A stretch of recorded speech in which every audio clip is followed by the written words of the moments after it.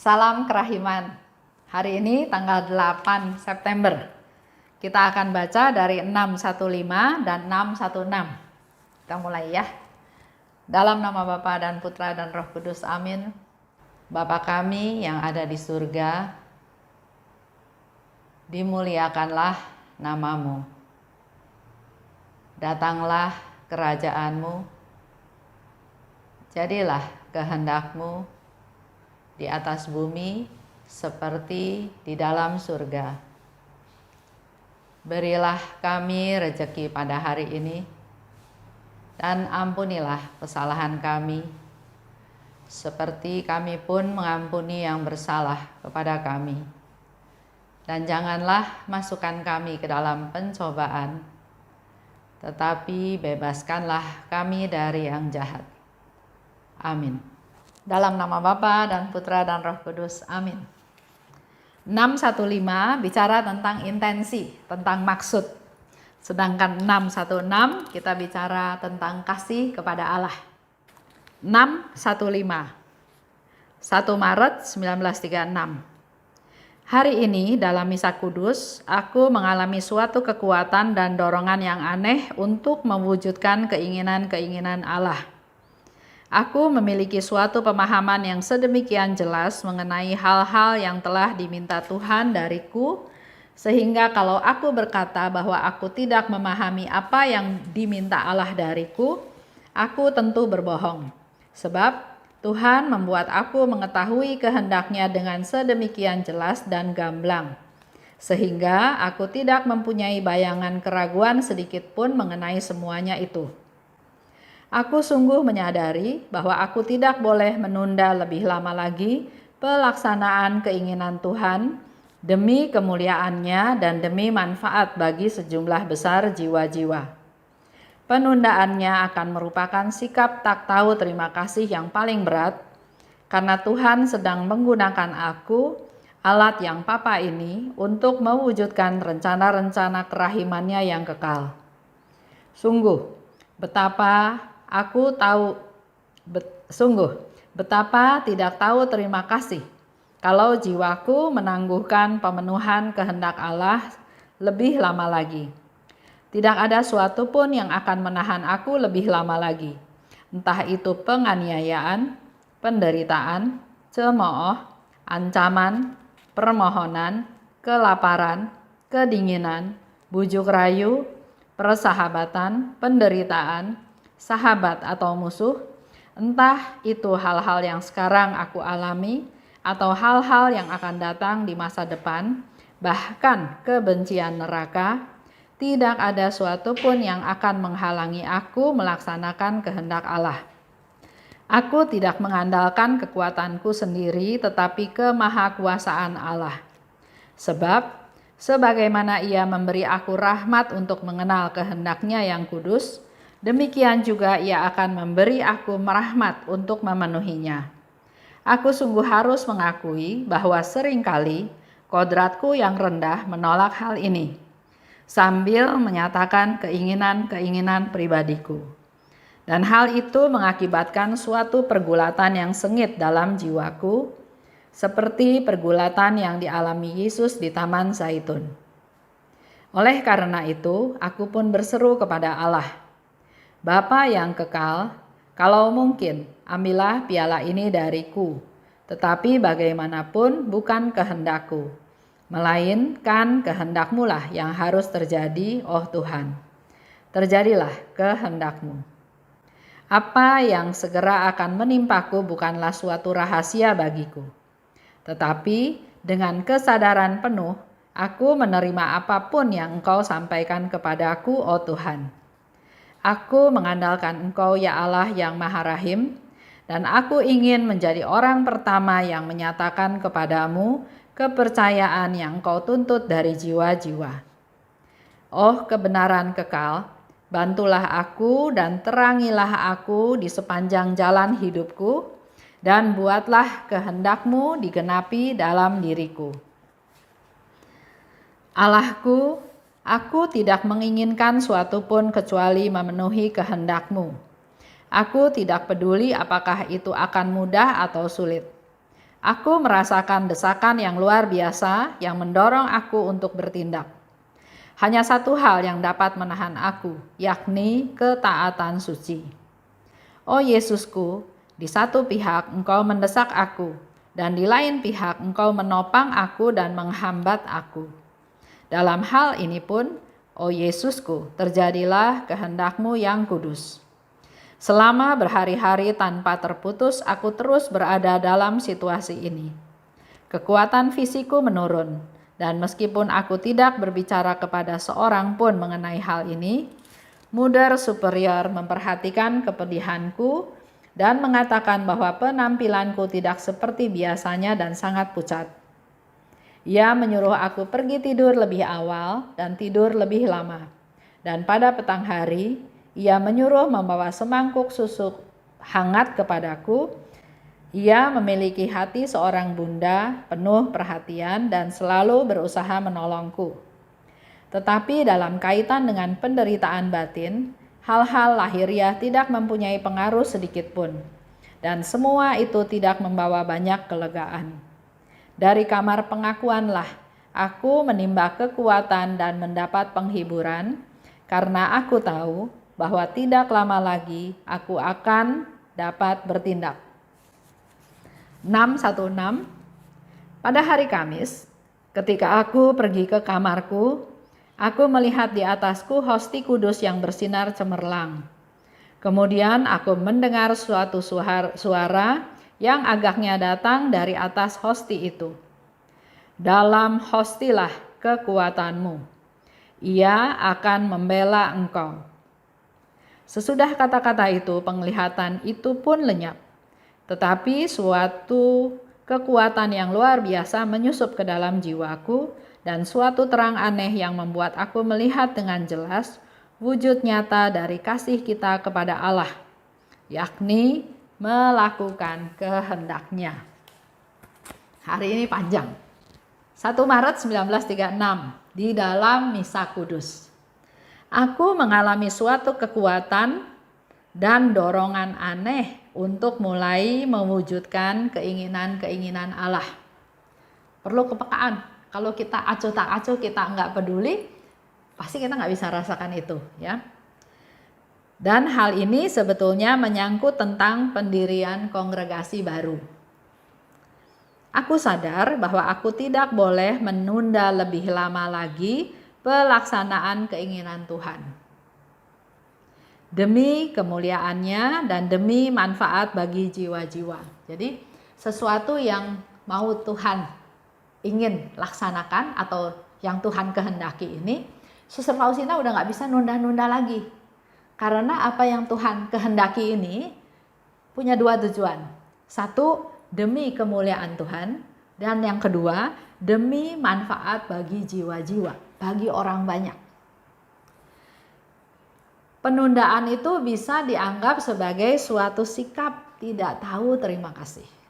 Jadi kalau Bapak Ibu juga tergerak untuk sharing, untuk melakukan pelayanan, jangan ditunda. Jangan nanti lain kali. Atau masih ingin terus didorong-dorong, dibujuk-bujuk sama orang untuk melakukan tindakan-tindakan tersebut.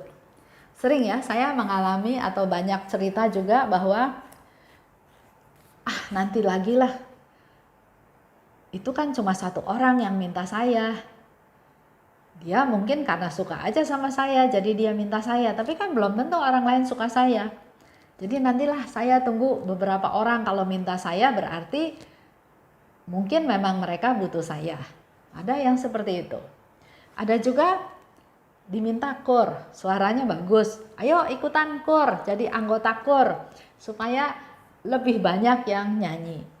Tapi tetap ada aja 1-2 orang yang enggak, suara saya jelek, menolak. Bahkan dari cerita Menggali Rahmat ini ada yang sharing sama saya bahwa, waduh, hari ini saya mendapat sentilan karena ternyata dia suaranya bagus, dia sering diminta untuk bernyanyi dalam perayaan Ekaristi, khususnya dalam pemberian sakramen pernikahan. Tapi dia sering menolak. Nah, menolaknya ini saya nggak tahu kenapa, dia belum jawab. Cuma dia bilang, saya mendapat sentilan. Ya, semoga setelah COVID dia mau melayani Tuhan dengan bernyanyi di gereja dengan suaranya yang merdu untuk memuji Tuhan. Nggak usah merasa malu, nggak usah rendah diri, nggak usah merasa harus diangkat-angkat, tapi kalau kita bisa bantu orang, bantu orang. Jangan pikir dua kali kalau untuk kepentingan orang lain. Dikatakan di sini, Tuhan itu sedang menggunakan aku, alatnya yang papa ini. Suster Faustina tahu bahwa dia ini papa, tapi dia siap sedia mau jadi alatnya Tuhan. Dan dia tahu Tuhan lagi mau pakai Suster Faustina jadi alatnya untuk mewujudkan rencana-rencana kerahimannya yang kekal. Kita sebagai alat harusnya ya terserah Tuhan ya yang pakai, mau jadi apa atau mau dipakai apa. Tapi sering juga kita bilang sama Tuhan, berdoa, Tuhan saya mau jadi alatnya Tuhan. Tuhan pakailah saya sebagai alatmu. Ya, sering kita doa seperti itu. Tapi pada waktu kita mengalami masalah, kita mulai komplain. Contoh, Tuhan pakai saya sebagai alatmu. Tuhan lagi mau mencangkul. Jadi kita menjadi cangkul. Waktu mencangkul, tanah otomatis jadi kotor. Waktu mencangkul, tahu-tahu ketemu batu. Sehingga cangkulnya jadi somplak. Kemudian kita ngeluh sama Tuhan, Tuhan saya mau melayani Engkau tapi saya nggak mau kotor. Tuhan saya mau melayani Engkau tapi saya nggak mau sakit. Saya nggak mau berkorban. Saya nggak mau jadi rusak, jadi tidak sempurna ya, kayak si pacul tadi menjadi gompel karena kena batu. Atau ada yang juga bilang, Tuhan saya mau jadi alatmu. Tuhan bilang, oke, saya pakai kamu sebagai keset ya, dimana tempat orang membersihkan kakinya kalau mau masuk ke ruangan, jadi keset ya, untuk orang lain masuk ketemu Tuhan untuk membersihkan diri. Dan komplain lagi, Tuhan saya mau pelayanan tapi kok saya diinjek-injek, saya kok nggak dihargai, saya kok dijadikan keset yang nggak dilihat orang, yang ditaruh di luar, yang orang nggak peduli, kok saya kotor Tuhan. Ada lagi misalnya, Tuhan saya mau jadi alatmu. Tuhan bilang, oke, saya mau kamu jadi jembatan. Jembatan itu kan menyambung, menghubungkan satu dengan yang lain. Pada waktu kita dijadikan jembatan, menghubungkan yang satu dengan yang lain, misalnya yang satu si A sama si B lagi berantem, kita jadi jembatannya, mereka jadi baik, mereka jadi berdamai, mereka jadi akur, terus kitanya ditinggalin dalam tanda kutip. Komplain juga. Loh Tuhan, itu kan jasanya saya, mereka jadi bersatu lagi, tapi kok mereka nggak anggap saya, mereka mencuekkan saya, mereka mengabaikan saya. Ya, sering kita mau jadi alatnya Tuhan, tapi nggak membiarkan Tuhan memakai kita sebagai alatnya, tapi lebih ke arah malah mendikte Tuhan. Tuhan saya mau jadi alatmu, tapi yang begini. Lanjut. Kalau kita mau jadi alatnya Tuhan, maka ya kita menunggu apa yang Tuhan suruh, kita kerjakan. Kotor ya oke, diinjak-injak, dihina ya oke, menjadi somplak ya oke, ya karena kita alatnya. Jadi bukan kita yang menentukan. Yang penting supaya dengan kita sebagai alatnya, rencana Tuhan, kehendak Tuhan terlaksana. A sama B musuhan, kita jadi jembatan. A sama B berdamai, menjadi baik kembali. Bersyukur, puji Tuhan. Jangan kita komplain. Itu kan jasa saya. Nah, itu udah bukan alatnya Tuhan lagi. Lanjut. Dikatakan lagi oleh Suster Faustina bahwa nggak boleh ada apapun yang menjadi penghalang saya melaksanakan kehendak Tuhan. Di sini dikasih banyak contoh ya. Yang bisa menghalangi kita melaksanakan kehendak Tuhan adalah kalau ada penganiayaan. ada penderitaan, ada cemooh, ada ancaman, ada permohonan, ada kelaparan, kedinginan, bujuk rayu, persahabatan, sahabat atau musuh. Banyak hal yang bisa menjadi penghalang dari kita melaksanakan kehendak Allah. Tapi di sini Suster Faustina jelas-jelas jangan sampai hal-hal tersebut yang tadi disebutkan menjadi penghalang dari dia untuk melaksanakan kehendak Allah. Dan memang dalam hidup kita sehari-hari, hal-hal tersebut bisa menjadi penghalang kita ya untuk melaksanakan kehendak Allah. Contoh, dia kan musuh saya, ngapain saya bantu dia? Padahal Tuhan bilang, bantu dia sedang susah. Yang ada di ingatan kita, dia kan musuh saya, dia kan jahatin saya, ngapain saya bantu dia? Sahabat, karena dia sahabat saya nggak melakukan kehendak Allah, menegur dia karena dia melakukan kesalahan. Saya berpikir karena dia sahabat saya, ya sudahlah, saya tutup mata aja walaupun dia salah, saya anggap saya nggak tahu. Padahal kehendak Allah adalah karena dia salah, harusnya saya menegur dia, mengingatkan dia supaya dia jangan salah terus. Contoh yang lain, saya tidak melaksanakan kehendak Allah karena bujuk rayu dia. Contoh, kita mau pergi pelayanan, kunjungan orang sakit. Ada bujuk rayu teman, udah sekali ini nggak usah, minggu depan lagi aja, toh ada yang lain. Udah minggu ini kamu temenin saya aja, jalan-jalan ke mall, atau kuliner, atau pergi ke suatu tempat.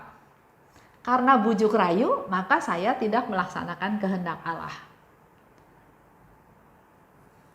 Ada juga mungkin orang yang sedang lapar ya, kelaparan tadi Suster Faustina bilang.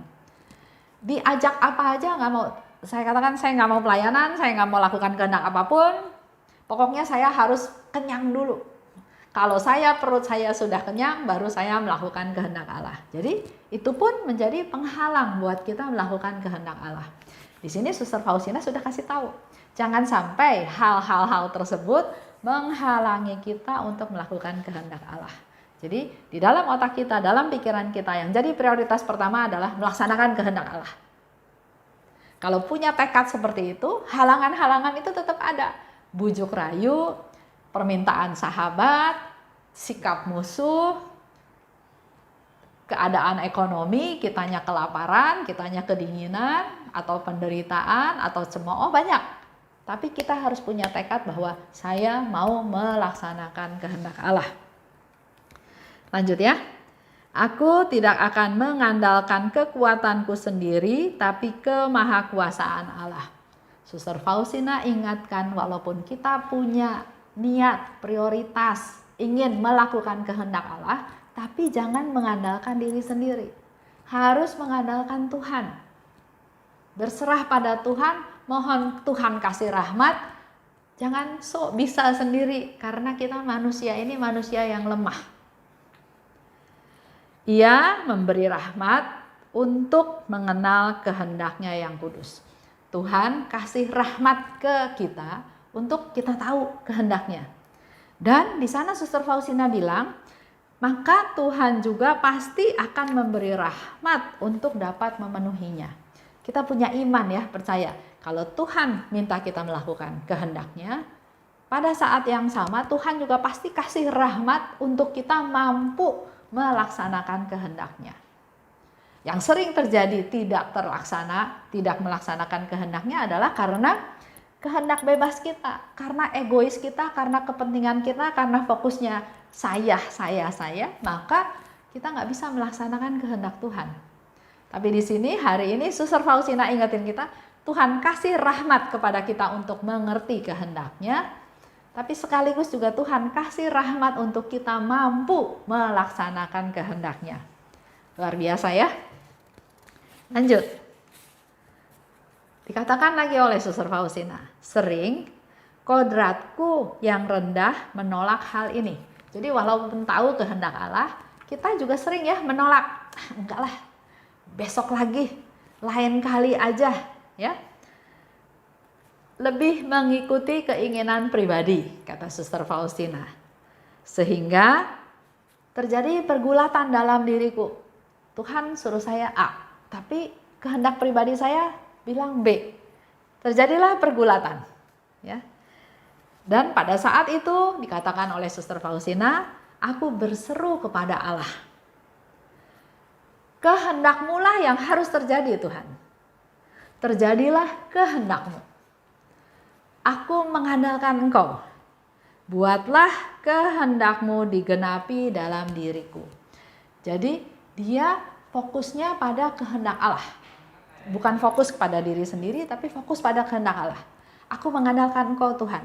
Kehendak-Mu yang harus terjadi. Kehendak-Mu harus terjadi dalam diriku. Jadi kita sendiri juga harus menimba kekuatan dari Tuhan supaya kita mampu melaksanakan kehendak Allah. Oh Yesus, di satu pihak Engkau mendesak aku. Di lain pihak Engkau menopang dan menghambat aku. Lihat ya, Suster Faustina memberikan begitu detail, contoh-contoh konkret seperti yang kita alami juga. Di satu pihak Tuhan ingin kita melakukan kehendak-Nya.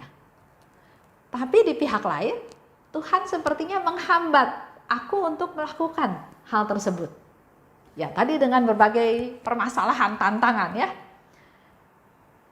Penderitaan, cemooh, sahabat, musuh, bujuk rayu, itu semua seolah-olah Tuhan saya mau. Tapi Tuhan juga pada saat yang sama memberikan hambatan sepertinya ya. Itu yang dikatakan oleh Suster Faustina. Tapi dia enggak titik sampai di sana, dia lanjut. Yesus, terjadilah kehendak-Mu yang kudus. Jadi walaupun di satu pihak Engkau mendesak aku, di satu pihak Engkau menghambat aku, Yesus, terjadilah kehendak-Mu yang kudus. Semua itu diterima oleh Suster Faustina. Sebagai suatu latihan, sebagai suatu ujian dari ketaatan, kesetiaan, dan kesabaran kita. Kalau Tuhan suruh A, kita mampu lakukan A. Kalau Tuhan suruh B, kita mampu lakukan B. Kita belum tentu teruji. Tapi dengan Tuhan mendesak, tapi juga Tuhan menghambat, ini menjadi satu latihan buat kita. Apakah saya sungguh-sungguh? Apakah saya tekun? Apakah saya setia? Apakah Tuhan memang lagi melatih kesabaran supaya kita menjadi lebih sabar? Kadang Tuhan suruh sesuatu, tapi Tuhan nggak kasih solusi, malah ketemunya jalan buntu. Seperti dulu ya, Suster Faustina diminta masuk biara. Yesus bilang, saya mau kamu masuk biara. Tapi yang terjadi, pertama orang tuanya menolak, nggak boleh masuk biara. Setelah dia sampai Warsawa, dia berusaha masuk biara, dia selalu ditolak. Biara satu, biara yang lain selalu menolak dia karena penampilannya, karena pendidikannya. Bahkan ada satu biara yang berpikir, loh kamu pembantu, kok mau jadi suster? Ya, jadi itu yang dialami oleh Suster Faustina. Tapi melalui latihan tersebut, melalui ujian tersebut, ada penghiburan dan kekuatan. Di mana dapatnya? Faustina katakan di sakramen tobat. Jadi buat kita semua juga pada saat kita mengalami masalah, tantangan, persoalan, pergumulan, Suster Faustina bilang dia bisa memperoleh penghiburan dan kekuatan di ruang pengakuan dosa pada saat dia menerima sakramen tobat. Di kamar pengakuan, aku mendapat kekuatan dan penghiburan. Yesus berkata, dalam hostilah kekuatanmu, Ia akan membela engkau. Berulang kali juga Tuhan katakan hosti tubuh Kristus sebagai sumber kekuatan kita semua.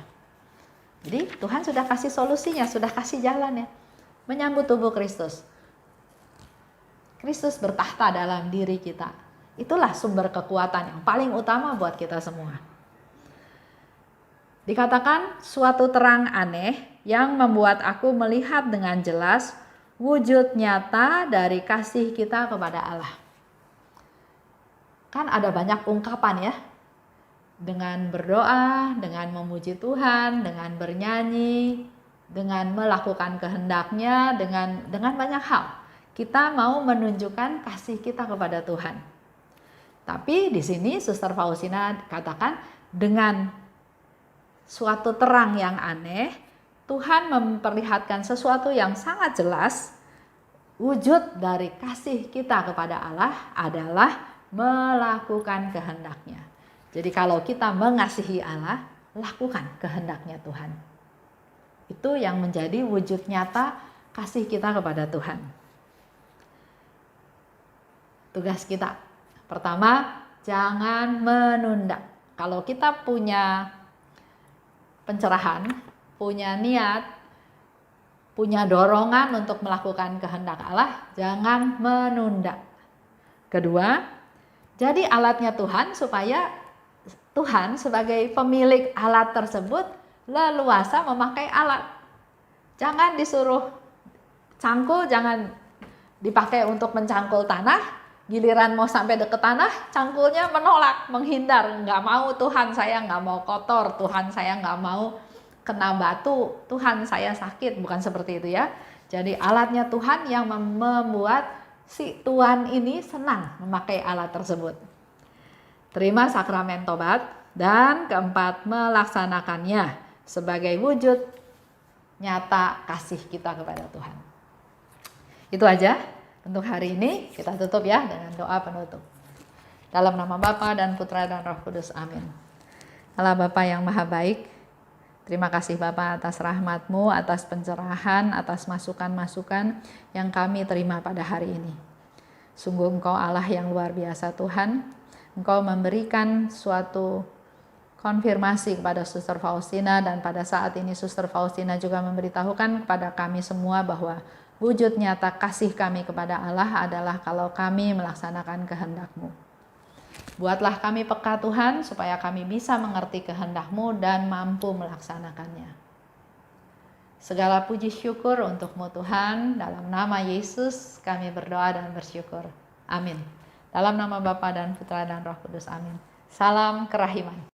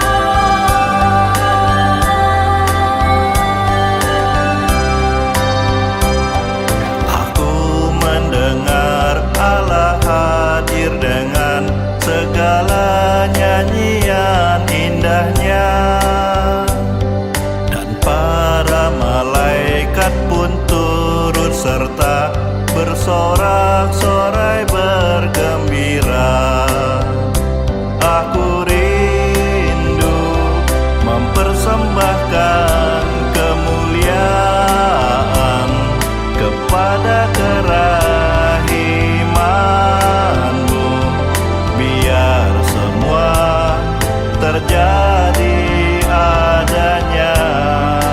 Dan walaupun segala murka penghinaan tertumpah atas